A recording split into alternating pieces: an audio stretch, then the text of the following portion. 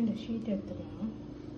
இந்த ஷீட்டை ஆப்போசிட் இந்த மாதிரி நம்மளுக்கு எந்த அளவுக்கு வேணுமோ அந்த அளவுக்கு மடித்து எடுத்துக்கணும். ரொட்டேட் பண்ணி அந்த பக்கம் வர பண்ணிவிட்டு இதை இந்த மாதிரி விரிச்சு விட்டுணும். ஆனால் விரிச்சு விட்டா தான் நம்மளுக்கு எப்படி இருக்கும் பார்க்க. இப்போ பார்த்தீங்கன்னா இந்த மாதிரி ரெடி பண்ணி வச்சுருக்கேன். இதை எண்ணெயில் பொரிச்சு எடுத்துக்கலாம். பண்ணி வச்சுருக்கதை 1 by 1 உள்ளே போட்டுக்கலாம். இன்னும் எண்ணெய் நல்லா இந்த மாதிரி எடுத்துக்கலாம். அந்த மாதிரி எல்லாத்தையும் பிடிச்சி எடுத்துக்கிட்டு இந்த சாக்லேட்டில் டிப் பண்ணிக்கலாம்.